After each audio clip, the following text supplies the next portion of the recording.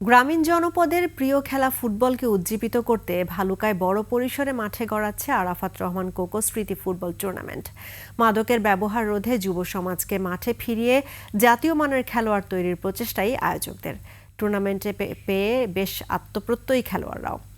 ভালুকা প্রতিনিধি SM জাহাঙ্গীর আলমের তথ্য ভিডিও চিত্রে বিস্তারিত দেখুন ডেস্ক রিপোর্টে। জীবন অবাক না করলে কে করবে? 28% মিল্ক ফ্যাটের অবাক করার সাথে ফ্রেশ মিল্ক পাউডার। জীবন অবাক করুক প্রতিদিন।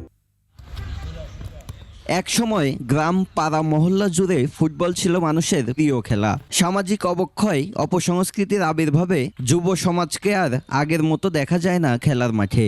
ঝিমিয়ে পড়া ফুটবল আবারও মাঠে ফিরিয়ে আনতে ভালুকায় শুরু হচ্ছে আরাফাত রহমান কোকো স্মৃতি ফুটবল টুর্নামেন্ট।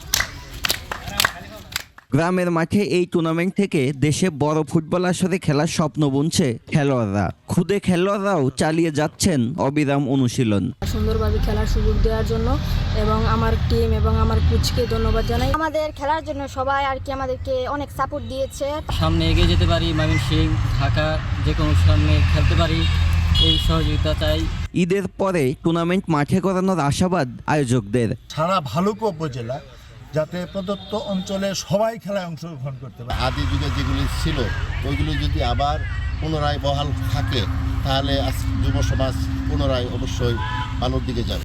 আয়োজকরা জানান, বিএনপির ভারপ্রাপ্ত চেয়ারম্যান তারেক রহমান যে 31 দফা দিয়েছেন তার মধ্যে খেলাধুলাও রয়েছে। রাষ্ট্রীয় অবকাঠামো সংস্কার কার্যক্রম, সেই সংস্কার কার্যক্রমের মধ্যে যাতে করে আমাদের যুব সমাজ কোনো ধরনের সন্ত্রাসী কার্যক্রম বা মাদক আসক্ত না হয় এবং তাদের মধ্যে যাতে একটি উদ্দীপনা থাকে। টুর্নামেন্টে 13টি পুরুষ দল ও 5টি নারী দল অংশ নেবে।